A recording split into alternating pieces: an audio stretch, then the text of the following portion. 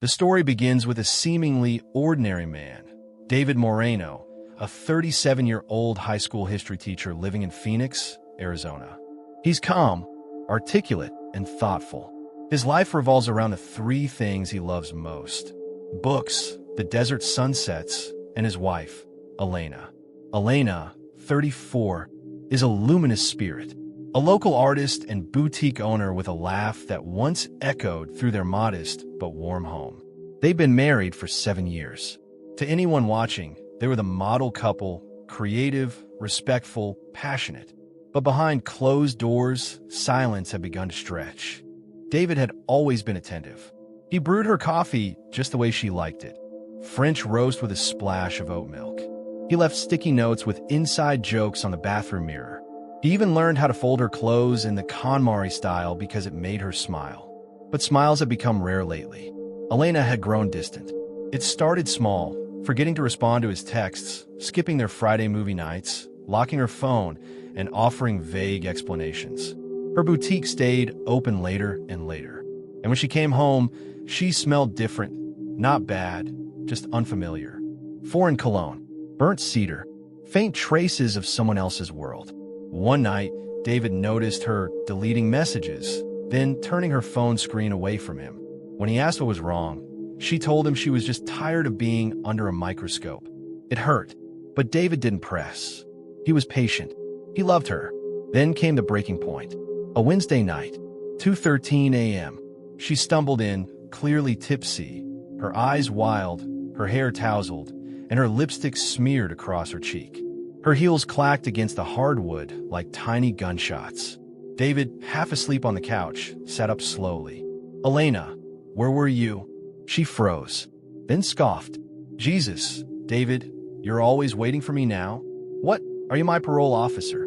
He didn't say a word. She stormed into the bedroom and slammed the door.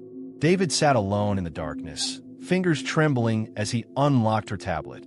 A backup device she'd forgotten still synced with her location history. The address on the map was not an art gallery. It was a house in the quiet suburbs, a man's house. He recognized the street from one of her stories, a man named Jason, a fellow artist. The next morning, David drove there and waited. She stepped out at 7:34 a.m., hair wet from a shower, laughing as she kissed Jason goodbye. It wasn't a mistake. It was a routine. David didn't confront her. Not yet. A strange numbness settled in him. Cold, detached, almost scientific. He needed to know how deep the betrayal went. What else had she lied about? Had she ever loved him at all? His grief became fixation. He took time off work under the pretense of family issues. He spent hours mapping her movements, studying her patterns. Her boutique had a back entrance. Jason would meet her there on Tuesdays. They'd drive in separate cars and meet up at a remote Airbnb. David rented the neighboring cabin under a false name. Watched, listened. In the basement of their home, David built a shrine of sorts. A wall of Polaroids, receipts, scribbled notes. Threads of string connecting places, times, gestures. He wasn't sure if he was solving a mystery or documenting his own collapse. Then, one afternoon, while she was at a networking brunch, he searched her private art studio. In a locked drawer, he found the letters. Some are old, some painfully recent. One read, "Jason sees me. Not the version I have to perform for David. With Jason, I don't feel like I'm drowning in someone else's idea of perfection." Another, "David still leaves those little notes. I don't even read them anymore. You want a fantasy wife. I want to be real." David sat on the studio floor for hours, tears falling silently. That night, he returned to their shared bedroom and stared at her sleeping form. He whispered, "I don't know who you are anymore, but I know who I was for you." And that man died. David spent hours preparing. Not just the meal, but the illusion. The dining room looked like a memory. Warm light glowing from antique sconces, the old jazz vinyl spinning softly in the background, the table set with the same china they'd used on their honeymoon anniversary. Her favorite flowers, blue hydrangeas and white tulips, sat in a glass vase at the center. He dimmed the lights just right. Candles flickered across the walls, casting long, slow shadows. The wine, an aged Chianti Elena adored, was already breathing. At exactly 7:08 p.m., her key turned in the door. Elena stepped inside, clearly caught off guard. She wore a black blouse, gold earrings, too formal for a random Thursday. Her eyes briefly widened when she saw the setup. "Wow," she said, smiling cautiously. "You did all this?" David stepped forward and kissed her cheek. "For us," he said softly. "It's been a while." She chuckled nervously, setting her purse down. "Yeah, it has." He pulled her chair out like a gentleman. She sat slowly, the weight of something unsaid pressing between them. The first few minutes passed in polite conversation. She asked about his week. He complimented her hair. He didn't mention the way her phone buzzed 4 times in 5 minutes. He had already seen the name Jason flash across her lock screen earlier that day. He served the food carefully. Fettuccine with porcini mushrooms and truffle oil, her favorite. She sipped the wine a little faster than normal, not from comfort, but from unease. Her laugh was stilted. Her eyes darted to the clock, then the door, then back to him. Still, David smiled. Calm, affectionate, predictable. Halfway through the meal, the music changed. Their wedding song began to play. Elena froze, fork halfway to her mouth. Her expression shifted. "Is something wrong?" she asked, her voice low. David refilled her glass. "Do you remember this song? We danced to it under the paper lanterns. You cried." She nodded slowly. "I remember." He set the wine bottle down and leaned back. "Elena," he said, voice quiet, "do you love me?" The question dropped like a stone. She blinked. "Of course I do." He tilted his head. "No, I mean really. Not just the part you show me. Not just the version of you that puts on the smile and says all the right things. I mean the raw, ugly truth. Do you love me, this man right here?" Elena swallowed. Her smile faded. "David, where is this coming from?" He leaned forward now, the mask slipping. "Because I've been peeling, Elena. Peeling away pieces of myself. Every day, trying to reach the core of who we are. And every time I think I'm there, I find another lie, another layer." She rose from her seat. "Okay, no, whatever this is, I'm not doing it. Not tonight." He stood, too, calm. "Elena, where were you last Saturday?" She flinched. "Don't do this. Who were you with?" "You're scaring me." His voice dropped to a whisper. "You were with him, weren't you?" She took a step back. "You read my letters," she said quietly. He nodded. "They weren't meant for you." "I know," he said, laughing bitterly. "That's the problem." Elena turned toward the door. "I'm leaving." But her legs wobbled. Her hand gripped the back of the chair for balance. What did you do?" she gasped. David stepped forward, gently catching her elbow. "Nothing that will hurt you," he said softly. "Just slow you down. Keep you still. Long enough for us to talk." Her eyes widened in terror. "You drugged me. I just needed you to stop running." She tried to scream, but her throat caught. Her knees buckled, and he lowered her gently to the floor like she was made of glass. He held her as her breath slowed, tears trailing down her cheeks. Her hand weakly gripped his sleeve. "David, please." "I'm sorry." "I know," he whispered. "I just want to remember you like this." The candlelight flickered as the song ended. For 17 days, no one heard from either of them. David told friends and co-workers that Elena had left to find herself. He even posted a few vague photos of her art supplies on social media, captioned with supportive-sounding lies like letting her fly. But inside the house, time had stopped. The dining room remained untouched, like a shrine. Plates with dried food. Wine turned sour in the glasses. Candles burned to blackened nubs.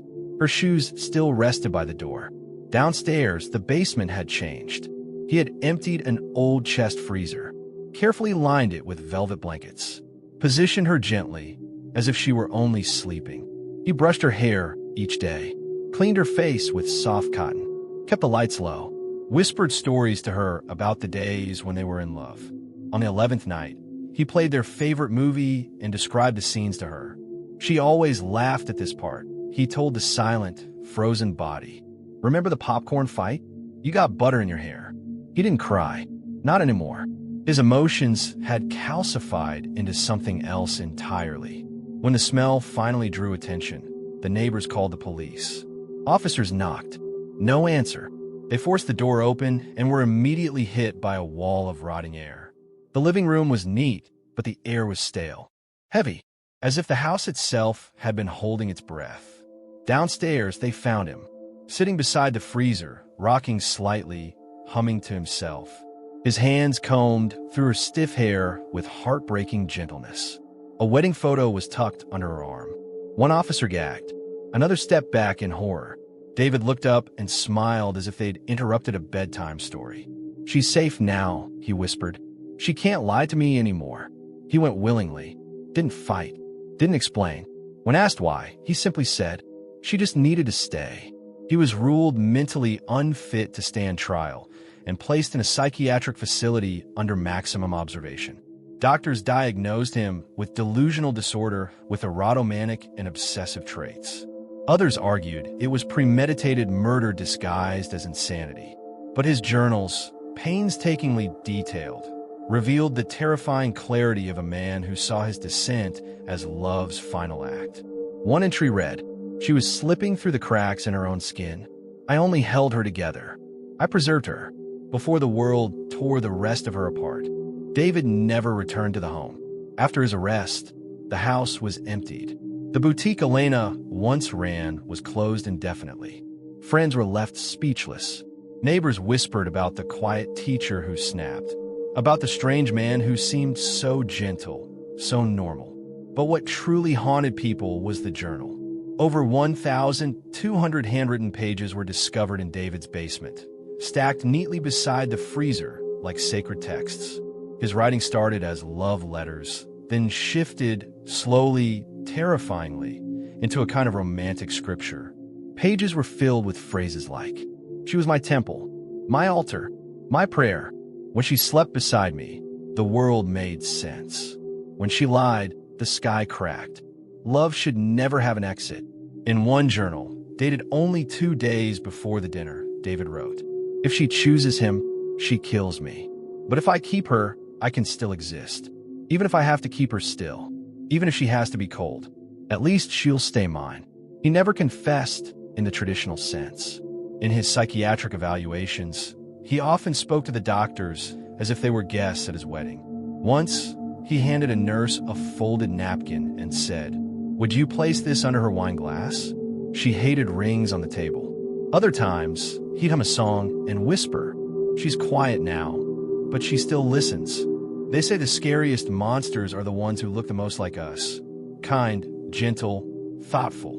David was never the man with a knife in the dark. He was the man who smiled as he lit candles. The man who remembered anniversaries. The man who loved too deeply and refused to let go. And that's the true horror. Not just the murder, but that it was done with love. With purpose. With a belief so powerful, so twisted that he thought he was saving her. This isn't just a story of infidelity or a broken marriage. It's a chilling exploration of how love, when warped by obsession and control, can become indistinguishable from violence. It asks, what happens when someone gives you their whole heart and you break it? What happens when the dream of love becomes so delusional it refuses to let reality in?